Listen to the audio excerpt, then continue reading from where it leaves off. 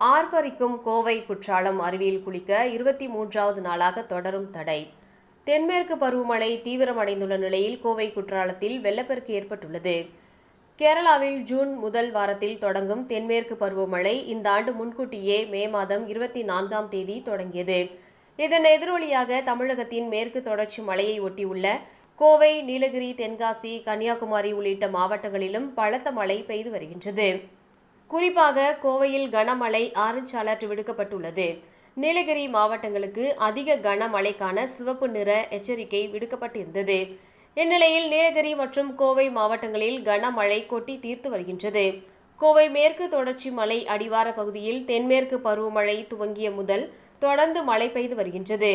இதனால் சிறுவாணி அணையின் நீர் மட்டமும் முழு கொள்ளளவை நெருங்குகின்றது. மேலும் நொய்யல் ஆற்றில் நீர்வரத்தும் அதிகமாக உள்ளது. இதனிடையே கோவை குற்றாலம் அருவியில் வெள்ளப்பெருக்கு ஏற்பட்டதால் கடந்த மே 24ஆம் தேதி முதல் கோவை குற்றாலம் அருவி மூடப்பட்டது. இந்நிலையில் விட்டுவிட்டு மழை பெய்தாலும் அருவியில் அடிக்கடி வெள்ளப்பெருக்கு ஏற்பட்டு வருவதால் தொடர்ச்சியாக குற்றாலம் அருவி மூடப்பட்டிருந்தது. இந்நிலையில் நேற்று இரவு முழுவதும் தொடர்ச்சியாக மழை பெய்ததால் கோவை குற்றாலம் அருவியில் மீண்டும் வெள்ளப்பெருக்கு ஏற்பட்டது. இதன் காரணமாக 23வது நாளாக கோவை குற்றாலம் அருவியில் குளிக்க சுற்றுலா பயணிகளுக்கு விதிக்கப்பட்ட தடை தொடர்கின்றது. மேலும் சில நாட்கள் சுற்றுலா பயணிகள் செல்ல தடை தொடரும் என்றும் எதிர்பார்க்கப்படுகின்றது.